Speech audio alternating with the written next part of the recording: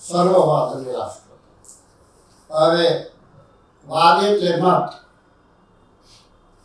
વાદ એટલે મત. હવે દરેકના મત જુદા જુદા હોઈ શકે છે, કારણ કે જેને જેવું જ્ઞાન. કોઈ આંધળાને હાથી બતાવો કાંથી કેવો છે, તો કોકના હાથમાં પૂંછડી હાથમાં આવે તો કે હાથી દોરડી જેવો છે. કોઈ આમ ફેરવો, હાથ ફેરવો હાથી ઉપર, તો હાથી સપાટ છે. કોઈને કાન હાથમાં આવ્યો તો કોઈ કહ્યું કે હાથી સુપડા જેવો છે. કોઈને પગ હાથમાં આવ્યો તો કોઈ એ તો થાંભલા જેવો છે. આખો હાથી કોઈને ખબર, આંધળો છે એટલે ખબર નથી. એટલે આ બધા અન્ય વાદળી, આ બધા જે ભેગા થયા, કોઈ કે આ પ્રકૃતિ 28 તત્વ છે, એ જ આ કુદરત છે, એ જ બધું છે, એવો વાત. મીમાંસકો કે છે કે કર્મ જ સાચું, કે જેવો કર્મ કરો એવું ભોગવો. મીમાંસકો આવું કે છે. અને સાંખ્યવાદી એવું કે છે કે આ કુદરત જ બધું છે, એમાં ભગવાનનો કોઈ રોલ નથી. ત્યારે મહાપ્રભુજી એનો જવાબ આપે છે કે ભાઈ, આ કુદરત જે કહો છો એ તો એની શક્તિ છે. કુદરત નામની કોઈ પાવરફુલ એ નથી વસ્તુ. એ શક્તિ તો શક્તિમાનના આધારે રહે છે. માનો કોઈ કહે કે મારા પગમાં આટલી શક્તિ છે, તો કે દેખા, શક્તિને દેખા જુદી કર. તો શક્તિ જુદી નહીં થઈ શકે. એ પગના આધારે રહેલી છે શક્તિ. જે લોકો માતા મહાદેવજીને માને કે મારી શક્તિ જ મુખ્ય છે, પણ શક્તિ તો એની દાસી છે. એને કે ત્યાં દોડે. એ તો પાડેલી કૂતરી જેવી છે કે ડોગી ડોગી ગયા તો એ ત્યાં જાય. એટલે માયા અવરોધ કરે, જેને જે ભક્ત નથી એને અવરોધ કરે. એટલે માયા એ શક્તિ જે કહો છો, કુદરત કહો છો, એ કુદરત નથી, પણ જે એનો ધારણ કરનાર છે એ મુખ્ય છે. ધારણ કરનાર એ સાકાર બ્રહ્મ છે. શક્તિ અને દાસી છે, એટલે ધારણ કરનાર વગર એ શક્તિ રહી શકે નહીં. આપણે કઈક પદમાં શક્તિ છે પણ કે જુદી કરી દો તો એ શક્તિ જુદી થઈ શકે નહીં. માટે ધારણ કરનાર મુખ્ય છે. તમારો પગ ન હોય તો શક્તિ ટકે કેવી રીતે? તમારો પગ કપાઈ જાય તો તમારી શક્તિ ક્યાં ગઈ? એટલે એનો પણ, એ વાદીનો પણ પોતે જવાબ આપી દે છે કે કુદરતની વાત ખોટી છે. કુદરત એટલી કશું કરી શકે નથી. એનો ધારણ કરનાર મુખ્ય છે. કોઈ કે 28 તત્વો મુખ્ય છે. આ જળ, પૃથ્વી વગેરે જે પ્રકૃતિ છે, જે તત્વો 28 તત્વો જે વર્ણના છે, એટલે એ મુખ્ય છે. કોઈ કે મહાદેવજી મુખ્ય છે. એક મોટો દેવ છે. એટલે બધા આ જે મતવાદીઓ છે, જુદા જુદા મત, એનું આપણે ખંડન કર્યું. તમે આંધળાના હાથી જેવું છે. તમે ખુદને ભગવાન જાણતા નથી, તમે અમને શું સમજાવશો? કુદરત મોટી, કોઈ કે માયા મોટી, કોઈ કે પ્રકૃતિ 28 તત્વો, કોઈ કે મહાદેવજી. ઘણા શું છે કે મહાદેવજીમાં જ માને. આ ભગવાન, આના સિવાય કોઈ ભગવાન. મોટો દેવ એટલે મહાદેવજી. પણ મહાદેવજી તો એક વૈષ્ણવ છે, એવું મહાપ્રભુજી. એટલે આ એક નિરાશ કરવા માટે જ્યારે બીજો એક ચમત્કાર બતાવે છે મહાપ્રભુજી. ઉજ્જૈન પધાર્યા હતા. મહાપ્રભુજી ઉજ્જૈન પધાર્યા. ઉજ્જૈનની બેઠક જે છે એનો મહાત્મા કહું છું. ઉજ્જૈન પધાર્યા ત્યારે એ પીપળના વૃક્ષનું પાંદડું ઉગતું આવ્યું. મહાપ્રભુજી ત્યાં સાંદીપની ઋષિના આશ્રમમાં બિરાજતા હતા ઉજ્જૈનની અંદર, જ્યાં કૃષ્ણ ભગવાન અભ્યાસ કર્યો તો ભણતા હતા. ત્યાં એ સાંદીપની ઋષિ ઉજ્જૈનમાં છે. એટલે ત્યાં પીપળનું પાંદડું ઉગતું ઉગતું આવ્યું ત્યારે મહાપ્રભુજીએ જમીનમાં ખાધો કરીને એને અંદર રોપ્યું અને બીજે દિવસે વૃક્ષ થઈ ગયું. Is it possible? હા. એટલે ગુજરાતમાં પવન વેગે વાત ફેલાઈ ગઈ. કઈ કોઈ ચમત્કારિક આયા છે પંડિત. આ એ પીપળાનું વૃક્ષ, પીપળાનું પાંદડાનું એક આખું વૃક્ષ થઈ ગયું. એટલે બધા ત્યાં જે વાદીઓ આવ્યા હતા એ પોતાને થયું કે આ તો ભગવાન છે. એટલે ત્યાંથી બધા ભાગ્યા. પછી મહાપ્રભુજી મહાકાલેશ્વર મંદિર પધાર્યા. એનું પછી બધી આગળ વાત કરું છું. તે ત્યાં મહાદેવજીને કહ્યું કે તમારે ત્યાં કોઈ વાદીઓ બીજા નથી, કોઈ હોય તો મોકલજો. મહાપ્રભુજી ચેલેન્જ કરી.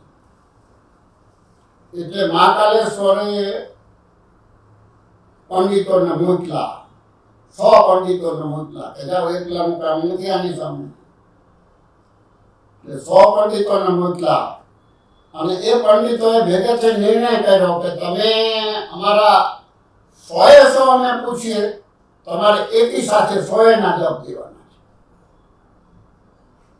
આ 100 પણ જો વિદ્વાનો પાછા 100 વિદ્વાનો ભેગા થઈને નક્કી કર્યું કે આપણે બધા એકી સાથે પ્રશ્ન પૂછવાના અને એમને કહેવાનું કે એકી સાથે જવાબ આપો.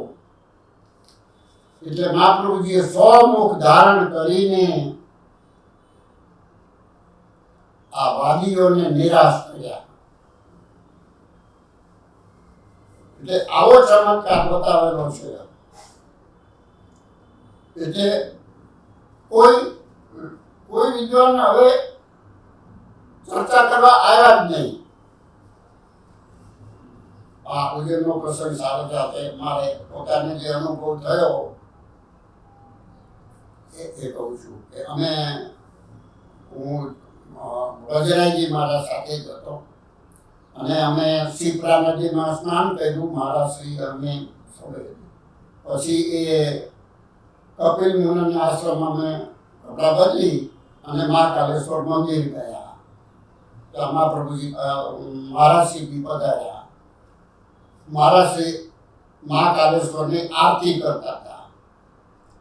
ત્યારે એનો મુખ્ય થયો કાં તો કોઈ બીજો મુખ્ય આવ્યો લાગે છે, મારી તો જોબ જશે એવું એને લાગ્યું. એટલે એને મહારાજશ્રી ऐसे क्यों तुम आरती ऐसे थोड़ी होवे એવું દાપણ કર્યું. એટલે મહારાજશ્રી અમારા શિષ્ય વર્ગમાંથી ઓર્ડર કર્યો ઓફિસે જાઓ અને સીધો. પછી શું થયું વિનોદનું?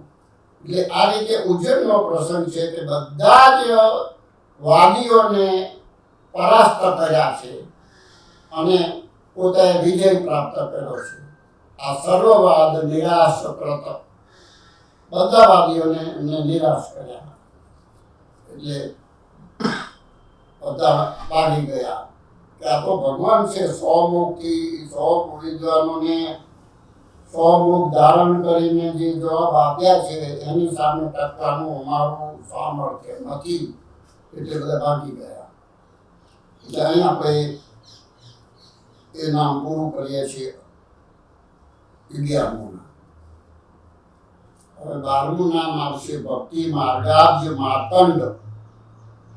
ભક્તિ માર્ગના સૂર્ય છે એ આપણે વિગતવાર હવે પછી વાત કરીશું કે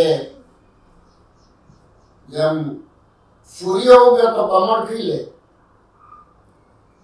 એટલે અત્યાર સુધી એ ભક્તિ ખીલી નહોતી મહાપ્રભુજી પહેલા. ત્યારે મહાપ્રભુજી પધાર્યા ત્યારે ભક્તિનો વિકાસ થયો, ભક્તિનો ઉદય થયો. અબજો એટલે કમળ ખીલ્યું, અબજો ભક્તિના માર્ગમાંનું અબજો, માર્તંડ એટલે સૂર્ય. ભક્તિ માર્ગના એ સૂર્ય છે. કારણ કે મોસ્ટલી મહાપ્રભુજી ભક્તિને જ મુખ્ય ગણે છે. કારણ કે કર્મકાંડી જે લોકો કર્મકાંડી છે, કર્મ માર્ગમાં માને છે.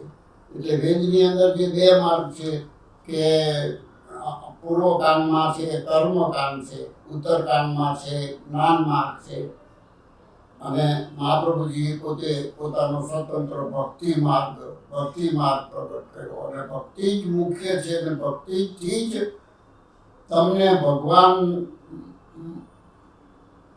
શું છે એ ખ્યાલ આવી શકે.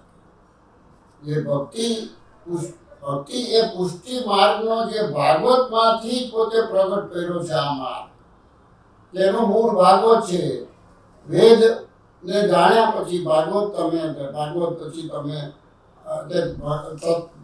મહાપ્રભુજીએ વેદ, ગીતા, ભાગવત અને અનુભાષ્ય એ આ બધાનું ચતુષ્ટનું જે અભ્યાસ કરીને નિચોડ કરીને પુષ્ટિ માર્ગ જે પ્રગટ કર્યો છે એ પોતે ભક્તિ માર્ગના સૂર્ય છે. એટલે એના વગર આ ભક્તિ ખીલે નહીં. કે એને ભક્તિ કેવી રીતે ખીલાય એ આપણે ભક્તિ માર્ગાબ્જ માર્તંડ, ભક્તિ માર્ગ અબ્જ એટલે કમળ અને એના માર્તંડ એટલે સૂર્ય. ભક્તિ માર્ગાબ્જ માર્તંડ આ નામનું જરા વિશે આપણે વિવેચન હવે પછી નામ કરીશું. આપણે હવે આગળ નામ ભક્તિ માર્ગાબ્જ માર્તંડ. હવે આપણે જોઈશું કે ગીતાજીમાં કર્મ, જ્ઞાન અને ભક્તિ છે. એ ભક્તિ શાસ્ત્ર છે ગીતાજી, એ મહાપ્રભુજીને માન્ય છે. અને ગીતાજીનો વિસ્તાર ભાગવતજી છે. ગીતાજી ને ભાગવતજી બંને મહાપ્રભુજીને માન્ય છે. એમાં ભક્તિ ઉપર વધારે ભાર મૂકે છે. આપણામાં ગંઠાઈ ગયેલી ભક્તિનો વિકાસ પોતે સૂર્ય રૂપે કર્યો. ભક્તિ ક્યાં રહે? હૃદયમાં. હૃદય ખીલે તો ભક્તિ ખીલે, અને ભક્તિ ખીલે તો ભગવાન મળે. એટલે ભક્તિ એ ઇમ્પોર્ટન્સ આપી છે. એ કમળ છે. કાદવમાં જ કમળ ઉગે તો આપણે સંસાર રૂપી કાદવમાં રહીએ છીએ, પણ કમળ જેમ શુદ્ધ રહો, ભગવાનની ભક્તિ કરો, એવું મહાપ્રભુજીને કહેવાનું છે. એટલે આપણે પણ ભક્તિ કોને કહેવાય? પુરુષોત્તમજીની રીતે મહાત્મા જ્ઞાન પૂર્વક સર્વથી અધિક સ્નેહ એ ભક્તિ.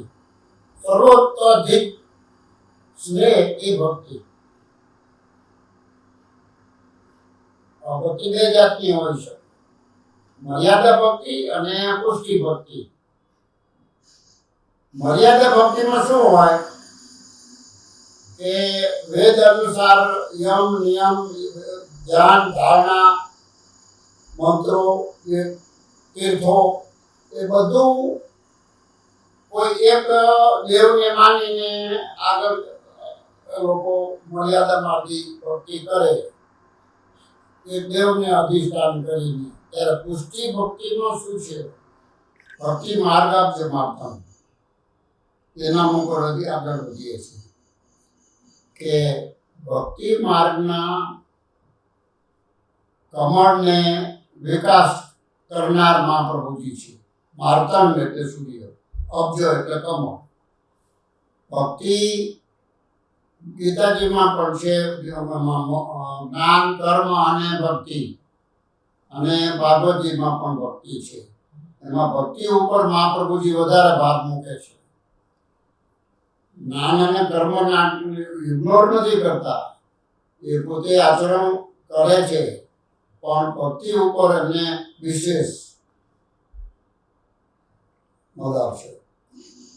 ભક્તિ એટલે શું? ભક્તિ હૃદયમાં રહે છે. હૃદય ખીલે તો ભક્તિ ખીલે, ભક્તિ ખીલે તો ભગવાન મળે. ભક્તિ એ મુખ્ય છે. ભક્તિમાં મર્યાદા ભક્તિ હોઈ શકે અને પુષ્ટિ ભક્તિ પણ હોઈ શકે. આપણે જોયું ને કે મહાત્મા જ્ઞાન પૂર્વક સર્વોધિક પ્રેમ સ્નેહ એ ભક્તિ પુરુષોત્તમને રીતે. એટલે બધાથી ઉત્તમ ભગવાનમાં પ્રેમ એને ભક્તિ કહેવાય. કીર્તન કરો, ફલાણ કરો, ઢીકણું કરો, એ બધી ભક્તિમાં આ વ્યાખ્યા પ્રમાણે ભક્તિ છે. ભક્તિ મર્યાદા હોઈ શકે. મર્યાદામાં શું છે કે જીવ એક દેવનું અધિષ્ઠાન કરીને એના વેદ પ્રમાણે બધું વર્તે. વેદમાં શું યમ નિયમ યદ તીર્થો એ બધું જ ધ્યાન ધારણા એ બધું વેદમાં પ્રમાણે લોકો મર્યાદા પર કરે છે. ત્યારે પુષ્ટિ ભક્ત શું છે? કેવળ સ્નેહ. મર્યાદા ભક્તિ છે, સકામ ભક્તિ છે. મને કંઈક મળે, મારું દુઃખ ઓછું થાય, મને વૈભવ મળે, આ બધું સકામ ભક્તિનું કામ છે. એ મર્યાદા ભક્તિ છે કે જેને વ્યભિચારની ભક્તિ કહેવાય. પોતાના જ હિતનો વિચાર કરે એ વ્યભિચારની ભક્તિ કહેવાય. ત્યારે પુષ્ટિ ભક્તિ છે, નિષ્કામ છે, સેલ્ફલેસ લવ. કોઈ પણ કામના વગર ભગવાનમાં સ્નેહ, ભગવાનમાં એટલો સ્નેહ જે મર્યાદા ભક્તિમાં તો મીરાબાઈ આવે કે મીરાબાઈ ભગવાનને ઝેર ધરી શકે છે. ત્યારે પુષ્ટિમાં તો એની જ બેન અજબ કુંવરીની જોડે ભગવાન જતીપુરામાંથી પધારીને અજબ કુંવરી પાસે ઉદયપુરમાં ત્યાં પધારતા. ચોપાટના એક્સપર્ટ હતા અજબ કુંવરીબાઈ. એટલે એમને છતાં ભગવાન પોતે હારી જતા સેવકને સુખ આપવા માટે, ભક્તિનું વધારવા માટે. એટલે આ રીતે પુષ્ટિ ભક્ત છે એ નિષ્કામ ભક્ત છે અને કોઈ અપેક્ષા નથી તમારી પાસે. ભગવાન પાસે અપેક્ષા રખાય જ નહીં. આપણે બાળ સ્વરૂપથી બાળકો પાસે કઈ મગા કઈ ના માગે. એટલે આપણે બાળ સ્વરૂપની માટે બાળ સ્વરૂપની સેવા છે. બાળકનું કેટલું જતન કરતા હોઈએ છીએ. આજુ બાળક જન્મે તો એ જરાક રોવે તો એ તરત જ સજાગ થઈ જાય. કેટલા બાળકો હોય એમાંથી પોતાનું બાળક રોતું હોય તો હોસ્પિટલમાં હોય કે તો પોતાનું બાળક હોય એને ખબર પડી જાય કે મારું બાળક રોવે છે. એટલે આવી જ ભક્તિ આપણે ત્યાં જેમ સુવાળી ભાઈને તરત જ એનું બાળક ઉપર એટલો બધો સ્નેહ કે એનો જ વિચાર કરતી હોય. એવી રીતે આપણે પુષ્ટિમાં ભગવાનનો જ અહર્નિશ વિચાર હોય એ પુષ્ટિ ભક્તિ છે. એમાં કોઈ કામના નથી, સેલ્ફલેસ લવ. એટલે આવી ભક્તિને પુષ્ટિ ભક્તિ. હવે એ ભક્તિ ખીલવી મહાપ્રભુજી ક્યારે ખીલવી? શ્રાવણ સુદ 11 હશે પહેલી દામોદર રસાણીને બ્રહ્મ સંબંધ આપ્યું. બ્રહ્મ સંબંધ આપી અને એનું કમળ આગળ ખીલ્યું. બીજા બધાને બ્રહ્મ સંબંધ આપીને પોતે કે સેવા કરો, બ્રહ્મ સંબંધ આપીને સેવા કરો અને જીવનો એ રીતે ઉદ્ધાર કર્યો છે. એ આપણે આગળ જોઈએ છીએ કે સ્ત્રી શુદ્ર આદિનો ઉદ્ધાર કર્યો. પણ આપણે મર્યાદા ભક્તિ ને પુષ્ટિ ભક્તિ એ બેનો વિચાર કર્યો કે મર્યાદા ભક્તિમાં પ્રભુના સુખનો વિચાર નથી. એ તો શીતકાળમાં પણ ભગવાનને કે ઉષ્ણકાળમાં જે રીતે સ્નાન કરાવતા હોય કરાવે. ને આપણે ત્યાં શું છે કે પુષ્ટિ કારતક સુદ એકાદશી શરૂ થાય એટલે ભગવાનને ગરમ પાણીથી સ્નાન કરાવવાનું, અંગીઠી ધરાવવાની, પછી ગદલ ધરાવવાની. આ બધું ભગવત સુખનો વિચાર આપણે પુષ્ટિ માર્ગમાં છે. ત્યારે મર્યાદા માર્ગમાં શું છે કે ગમે તે ઋતુ હોય, માનો કોઈ રાજા આવવાના જોવા આવવાના હોય તો એને એવા જરીના વાઘા પહેરાવ્યા હોય કે જે ભગવાનને ગરમી થતી હોય ત્યારે એનો ભગવાનના સુખનો વિચાર ન કરે, પોતાના સુખનો, કે મારી પ્રતિષ્ઠા વધે.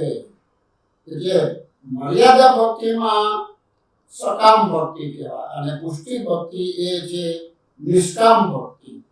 મહાપ્રભુજી અહીં પુષ્ટિ ભક્તિની વાત કરે છે કે અત્યંત પ્રભુ કોમળ છે, નાના જન્મેલા બાળક જેવા છે. એટલે એની પાસે સકામ તમારે કોઈ મગાય બી નહીં, અને એમની એવી સ્નેહપૂર્વક સેવા કરા કે જેથી કરીને એમને એ સેવા તમારી રૂચે. એવી સેવા આપણે પુષ્ટિ ભક્તિમાં જે શ્રાવણ સુદ એકમ જે વિદ્યારસના દિવસે પોતે પ્રગટ થઈ અને જતાયું ગોકુળચંદ્રમાંથી પ્રગટ થયા અને કહ્યું કે ભાઈ જે જીવને બ્રહ્મ સંબંધ કરાવશો એને અમે નહીં છોડીએ અને એને અમે અવતાર કરીશું. એટલે એવી રીતે ત્યાંથી ભક્તિ માર્ગનું આપણે પગથિયું કમળ ખીલવું શરૂ થયું. આવી ભક્તિ એ પુષ્ટિ ભક્તિ કહેવાય.